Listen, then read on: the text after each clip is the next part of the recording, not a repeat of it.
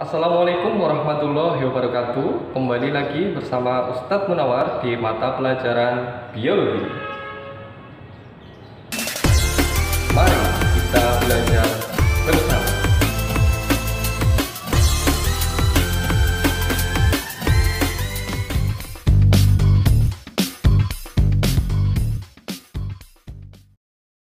Selamat pagi anak-anak. Kembali lagi bersama Ustadz Munawar di mata pelajaran biologi. Kali ini kita masuk ke bab 4, yaitu sistem peredaran darah pada manusia.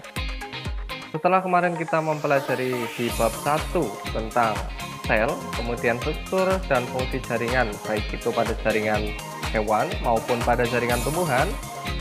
Bab 3 kemarin kita mempelajari tentang sistem gerak pada manusia ya. Kemarin kita sudah menghafalkan nama tulang beserta nama ilmiahnya. Tentu sangat menarik mengetahui hal-hal tersebut. Dan di bab 4 yaitu sistem peredaran darah pada manusia, kita tahu ya bahwa sistem peredaran darah atau bisa disebut dengan sistem kardiovaskuler atau bisa disebut sistem sirkulasi, sistem transportasi gitu ya, yaitu sistem organ yang memiliki fungsi memindahkan zat ke sel dan dari sel. Sistem ini membantu stabilisasi suhu dan pH tubuh ya, bagian dari homeostatis tentunya. Sistem peredaran darah juga merupakan bagian dari kinerja jantung dan jaringan pembuluh darah. Sistem inilah yang menjamin kelangsungan hidup organisme, didukung metabolisme setiap sel dan tubuh yang mempertahankan sifat kimianya. Jadi semua sel yang ada di tubuh kita itu memerlukan nutrisi dan nutrisi itu disuplai oleh darah ya. Oksigen juga disuplai oleh darah. Makanya sistem ini disebut sistem transportasi. Langsung saja. Di sini Ustadz juga sudah tampilkan ya, rumah yang memiliki apa ini? Jendela atau bisa juga blower. Tujuannya adalah untuk bertukar ya, bertukar antara oksigen dan karbon dioksida. Jadi rumah pun sama seperti alat ya ventilasi ini ya. Peredaran darah juga mirip-mirip demikian. Jadi darah juga untuk sirkulasi antara karbon dioksida dan oksigen di dalam tubuh. Ini nanti hubungannya dengan sistem pernafasan tentunya. Jadi kalau rumah tidak ada ventilasinya juga akan sangat sumpek ya. Tidak ada AC-nya, ruangan tertutup itu sangat sumpek ya. Ini juga adalah salah satu rumah impian Ustadz ya. Seperti ini ya, di atas gunung, di tempat yang masih sejuk asli, jadi dia sangat alami terjaga antara oksigen yang masuk ke dalam tubuh kita. Jadi lebih sehat. Nah, ini ya. Ini adalah gambaran rumah ideal yang berfungsi untuk apa ya? Yang ventilasinya itu sangat alami, sangat bagus seperti itu. Ini adalah sama ya tadi ya. Ini sama dengan fungsi untuk sistem peredaran darah, yaitu bertukar antara oksigen dan karbon dioksida. Selain itu, ini juga Ustadz berikan satu gambar yang bernama alat apa ini? Kalau mobil ya alat transportasi.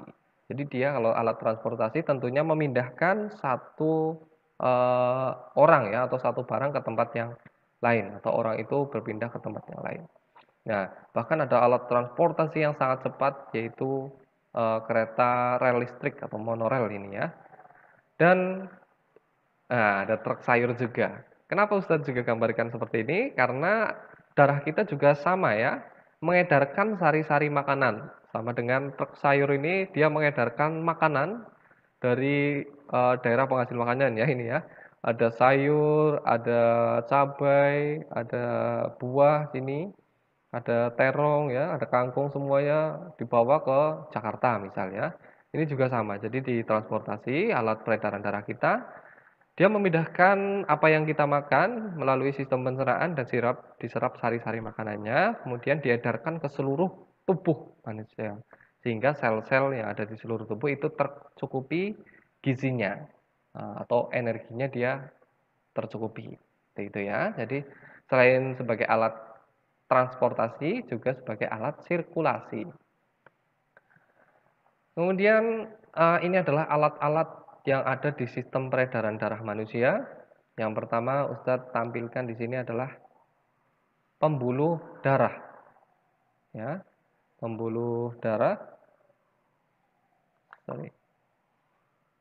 Nah, ini adalah pembuluh darah pada manusia ya.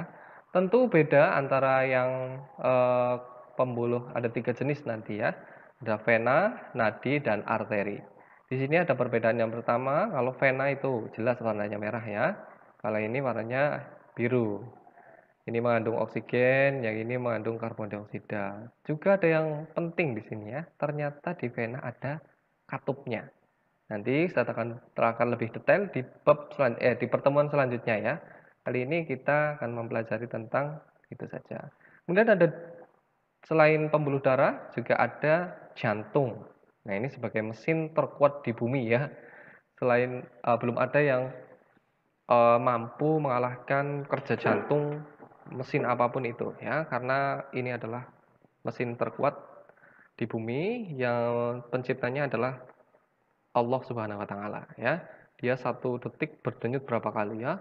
1 hari dia berdenyut berapa kali, dan bayangkan apabila itu kita hidup 80 tahun misal ya, denyut jantung itu berapa kali denyutnya?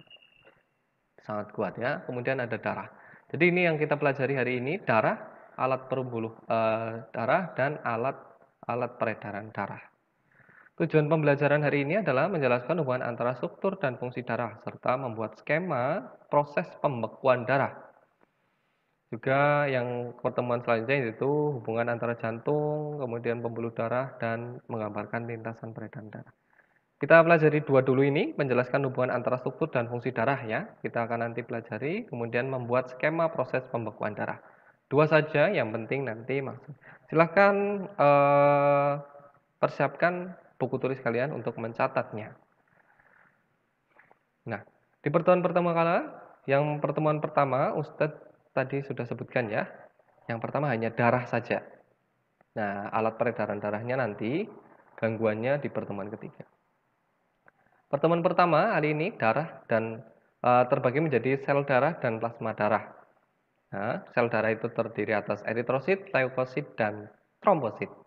Kita tahu di misal di 100 mili ya, ini ya, 100 mili darah setelah dipisah-pisahkan ini ya, ternyata darah manusia terdiri atas 2 bagian, yaitu sel-sel darah dan plasma darah. Nah, sel darah ini ada 3, yaitu sel darah merah atau tadi eritrosit, ada sel darah putih atau leukosit, dan keping darah atau trombosit. Fungsinya untuk apa? Nanti kita akan pelajari ya. Atau mungkin ada juga yang sudah belajar, ini sudah di SMP juga pernah ya. Kita akan perdalam kali ini. Lalu plasma darah ini ya.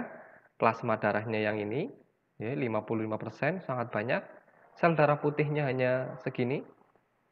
Dan keping darah ya, ini sudah bercampur, dan sel darah merahnya dia sangat banyak. Nah, ini adalah komponen darah. Warnanya juga kurang lebih sama ini ya. Kalau darah merah warnanya merah, sel darah putih dan keping darah ini warnanya seperti ini. Putih agak kebiruan, plasma darah seperti minyak. Lalu apa itu darah? Ya, darah merupakan cairan yang berada di jaringan tubuh. Darah pada manusia berwarna merah, antara merah terang apabila mengandung oksigen, dan merah tua apabila dia kekurangan oksigen. Warna merah pada darah disebabkan oleh zat yang namanya hemoglobin. Dia tersusun dari protein pernapasan yang mengandung besi dalam bentuk heme atau heme ya, yang merupakan tempat terikatnya molekul-molekul oksigen.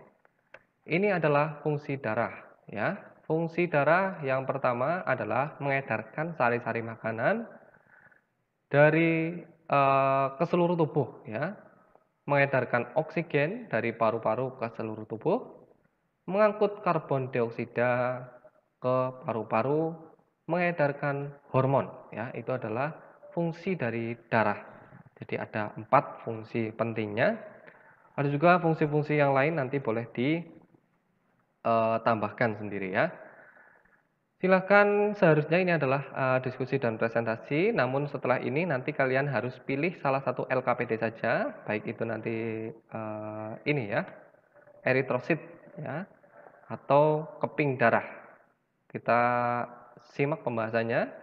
Bentuknya seperti ini ya, eritrosit kurang lebih bentuknya seperti ini. Jadi bulat dan cekung di tengahnya. Ini bulat dan cekung di tengahnya. Eritrosit warnanya merah. Ya. Eritrosit merupakan bagian utama dari darah. Eritrosit mamalia tidak memiliki nukleus dan jumlahnya pada pria dewasa sekitar 5 juta per cc, pada wanita dewasa sekitar 4,5 juta per cc-nya. Berbentuk menyerupai cakram kecil, diameternya antara 7 sampai 8 mikrometer, tetapi luar tebalnya 2 mikrometer dan bagian tengahnya 1 mikrometer. Bentuknya bikonkaf atau cekung ya tadi di tengahnya, serta berwarna merah. Merah ini disebabkan oleh adanya hemoglobin. Kalau yang merah muda tadi ada oksigennya, kalau merah tua itu ada karbon dioksidanya. Umurnya antara 120 hari. Setelah itu akan dihancurkan di hati. Setiap detik lebih kurang 2 juta sel darah merah dalam tubuh kita mati dan digantikan oleh yang baru. Pada saat di dalam janin, eritrosit dibentuk di limpa dan hati. Setelah dia dilahirkan, eritrosit dibentuk pada sumsum tulang belakang manusia. Ini adalah eritrosit ya. Penyakitnya namanya apabila kekurangan eritrosit adalah anemia. Ini sering dialami oleh wanita ya apabila sedang menstruasi karena dia mengeluarkan banyak darah, kemungkinan terjadi anemia itu sangat besar ya. Ini adalah mekanisme dari pengikatan sel darah merah ya, mengikat oksigen ya, oksigen from lungs atau oksigen yang ada di paru-paru.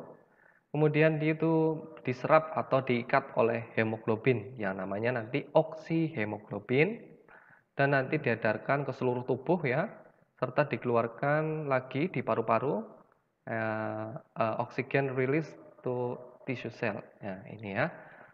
Itu adalah mekanisme dari hemoglobin, mekanisme pengikatan oksigen dari hemoglobin.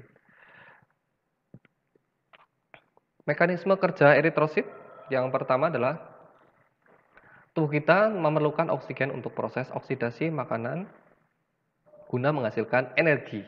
Pada sistem gerak kemarin kita mempelajari tentang kontraksi ya. Di sini ada hubungannya dengan oksigen yang juga untuk penghasil energi.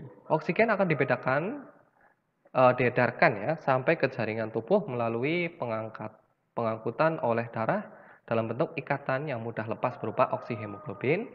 Dalam waktu 1 menit, 5 liter darah yang dipompa jantung dapat melepaskan lebih kurang 250 ml oksigen yang terikat pada hemoglobin dan eritrosit. Sebagian kecil oksigen juga diangkut oleh plasma darah dari jaringan tubuh. Hemoglobin akan mengikat sebagai karbon dioksida dalam bentuk karbaminohemoglobin, gitu ya. Kurang lebih seperti itu. Fungsi eritrosit adalah untuk mengikat dan melepaskan oksigen dan karbon dioksida, seperti itu ya, eritrosit. Pembentukan eritrosit ya di sini nanti boleh dibaca, terjadi di dalam hati ya pada masih di dalam kandungan. Dan apabila sudah lahir ya atau dilahirkan itu di tulang belakang gitu ya. Ini selanjutnya adalah sel darah putih atau leukosit ya. Sel darah putih itu dibagi menjadi banyak sekali ini ya, ada monosit, eosinofil, basinofil, limfosit dan neutrofil. Tapi secara intinya leukosit itu berfungsi untuk membunuh penyakit atau fagosit ya, memakan benda asing atau kuman yang masuk ke dalam tubuh. Leukosit berinti ya. Beda pada eritrosit tadi tidak memiliki inti sel. Ini ya, bentuk inti selnya yang ini yang di tengah Ini yang di tengah ya, ini inti selnya. Beda sama eritrosit tadi, dia tidak memiliki inti sel. Nah, dapat hidup berbulan-bulan bahkan bertahun-tahun. Kalau eritrosit tadi 120 hari. Pada orang dewasa antara 5.000 sampai 10.000 per cc-nya. Ya, ini sangat banyak ternyata ya. Leukosit bersifat fagosit tadi sudah, penyakit kekurangan leukosit disebut penyakitnya namanya leukopenia. Sedangkan penyakit kelebihan leukosit adalah leukemia. Ini ya sering keluar di sinetron-sinetron. Dapat bergerak bebas secara amobit seperti dengan amuba dan dapat menembus dinding pembuluh darah. Nah, sama fungsinya dengan fagosit tadi ya, dia hanya bisa memakan bakteri maupun virus ya, sehingga kita sangat memerlukan leukosit. Tapi kalau kekurangan itu juga menjadi penyakit namanya leukemia, kelebihan ya, namanya penyakit leukemia. Kalau kekurangan leukosit, tidak penyakitnya leukopenia. Mirip-mirip. Ini leukemia, ini leukopenia.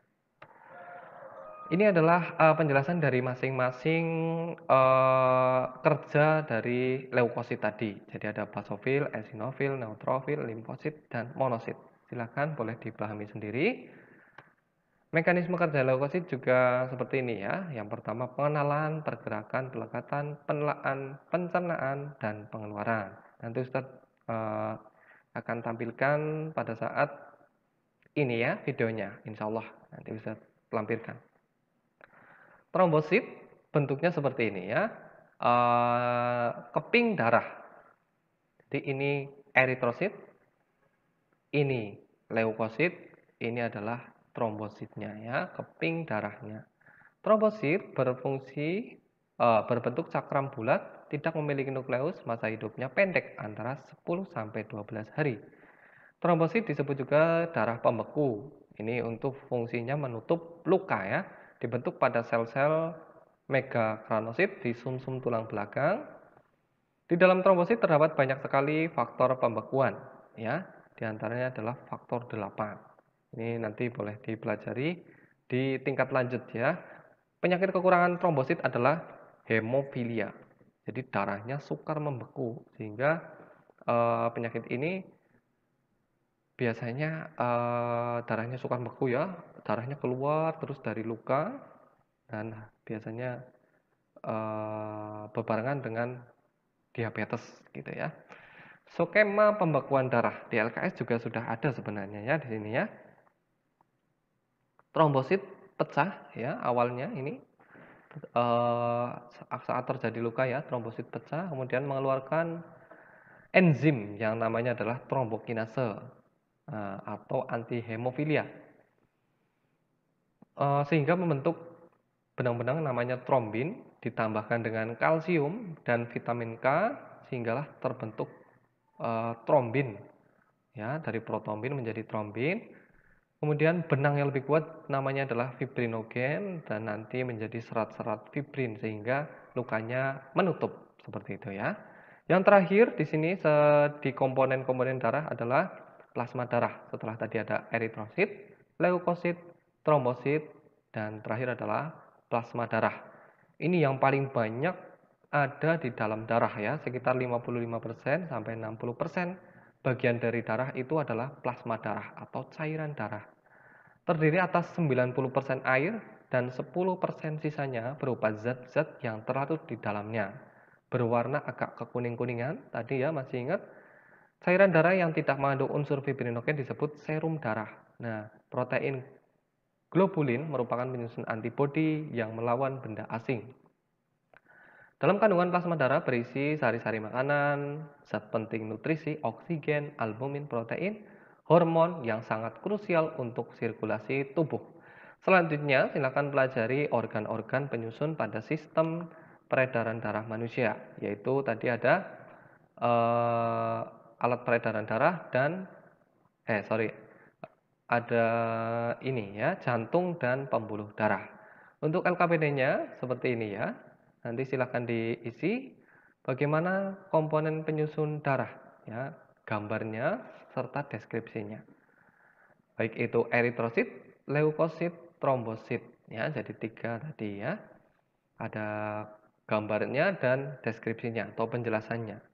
Ini juga silahkan dikerjakan, ya. Insya Allah studi sudah Ustadz jelaskan semuanya dan mekanisme pembekuan darah. Nah, ini silahkan ditulis deskripsinya dari apa menjadi apa seperti itu ya. Dijelaskan. Seperti itu untuk pertemuan kali ini. Ustadz ulangi lagi untuk pertemuan berikutnya adalah mempelajari organ yang menyusun sistem peredaran darah pada manusia, yaitu jantung dan pembuluh darah. Seperti itu. Apabila ada pertanyaan, nanti boleh di WhatsApp atau boleh di Google Classroom. Terima kasih untuk pertemuan hari ini. Wabil taufik wal hidayah, waridho wal inayah. Wassalamualaikum warahmatullahi wabarakatuh.